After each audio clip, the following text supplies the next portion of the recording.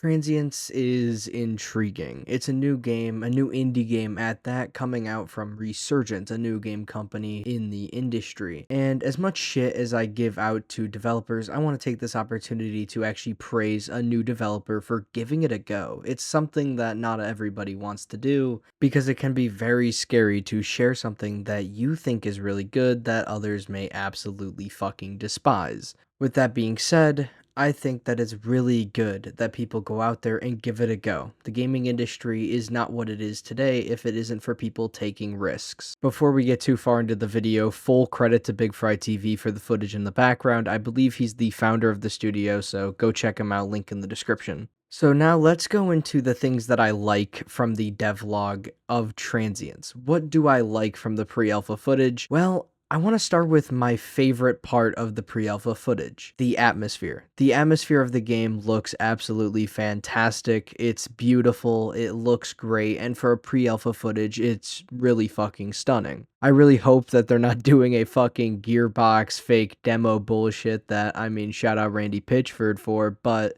I do think that they are making a really cool looking atmosphere, and I really hope they stick with this vibe. The only thing that I can see the atmosphere being a problem for is that it doesn't look too unique. It does look kind of generic, like especially the actual level itself looks kind of generic, and when you're making a FPS in the indie sphere, you're going to have to nail a very, very unique game. It's the sad reality of the market right now is that people just don't want to play an indie game if they don't think it looks that unique. It is a shame that that's how it is because there is a lot of fantastic indie games that just don't make any money because they weren't unique enough for the general public. I hope that this is going to change, and maybe it will change by time this game is ready to go. Again, it is pre-alpha, but that is my only criticism of the atmosphere. It looks fantastic, but it also looks generic. I'm going to be very, very interested to see how they make it more unique as the game develops, and if they don't, I really hope they can figure out a way to give it their own spin, for a lack of a better term. Now on to something that I really want to point out because I think this is another big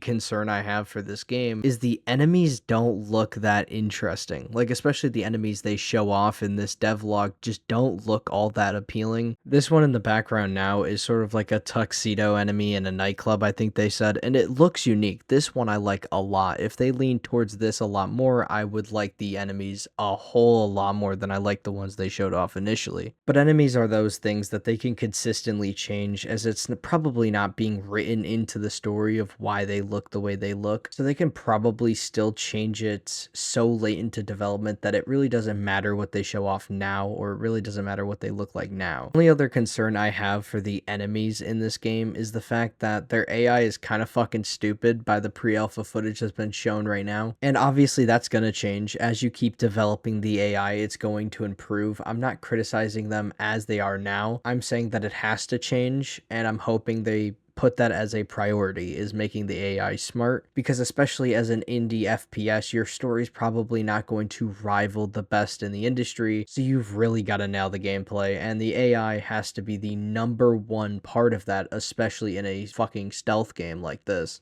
So the gameplay that they showed off is another core aspect where I like it and I kind of don't like it. They showed off the gameplay, and in the sense of gunplay, I like it. Like the gunplay that they showed off does look fun. It looks tactical. I'm into it. But what I'm not into is the way the character holds the gun, and especially the arm that they show to hold the gun. I'm really hoping this is something they plan on changing because, oh boy, that hand sticks out like a fucking sore thumb, and I do not like looking at it. I could be, again, the only one. This is just my opinion, but I just don't like the way that looks. And another thing I don't like is that the guns just seem a little too generic as well. You're going for a future dystopia kind of vibe, but still near future. I think a little bit of an advancement in the gun technology would go a long way towards selling this game to a more broad audience. That's just my opinion, though. It depends on how much they want to be a company versus how much they want to just build a game for their community. So if they're just trying to build a game that's going to sell a couple thousand copies, I mean, they can go right ahead. I'm not criticizing them for that. That's something that, I mean, I understand completely. But if they are trying to make some good money off of this game, I do think that making the guns feel a little bit more futuristic is a good thing. Another thing about the gameplay is that I feel like what's really lacking here is a direct identity. It feels like a Splinter Cell meets Ready or Not kind of vibe, but then they're kind of throwing in this futuristic feel, and it feels like it's too much. Maybe I'm wrong, and maybe they're gonna fucking nail it, and I'm gonna sound like a fucking idiot, but for a brand new studio, it feels like they're taking on a whole lot of work for a relatively small studio, if I had to guess. So I'm wishing them the best. I hope they nail it, but I do think that they're taking on a lot of work for what they are capable of. But long story short, the gameplay looks fun if they nail it. I'm not criticizing them in any way, shape, or form for what the gameplay looks like now. They're working on a bunch of new features, I bet, and this isn't even scratching the surface of what they plan on fully doing by the end of the game. But I still hope that they address some of these mild concerns, because that leads me straight into the story. We know basically nothing about what they plan on doing at the release for this story. They want to keep it private. I completely get why they want to keep that sort of in-house, but I want to leave them with one small tidbit for them to really think about if they see this video. Your story has to have at least one memorable character. If it doesn't, people will put this game down and simply forget about the studio that made it. Why do you think studios like Don't Nod have become so popular? They made Life is Strange, people like those characters, so they stuck with the studio to see what they kept making. That is what I hope this studio is capable of doing. I know the story is not going to be the core aspect of the game because this YouTuber is a big FPS guy, so I'm assuming he's going to lean heavily into the gameplay, which is completely fine. They're an indie studio. People will give them lack for a bad story. Just make sure there's one character in there that really sticks with the player. And the reason why I'm saying that is because I'm assuming your goal is for people to recognize the studio rather than recognizing the YouTuber behind the studio. I'm trying to honor that by not really bringing you up as much. I'm trying to focus on the studio, but I do want to deliver that message to the entire team. If your goal is to break away from the stigma of being a YouTuber's company, your best chance is by giving players an experience or a character that they can't get somewhere else. Also, the fucking voice actor for the main character is so fucking good, and I hope you don't change it. I fucking love whoever that is. I'm not sure who he is, but oh my fucking god, it's so good. I'm just gonna give you a real quick clip of what he sounds like. You'll agree with me. It's so fucking clean. Sometimes you forget about the old artists communing with nature.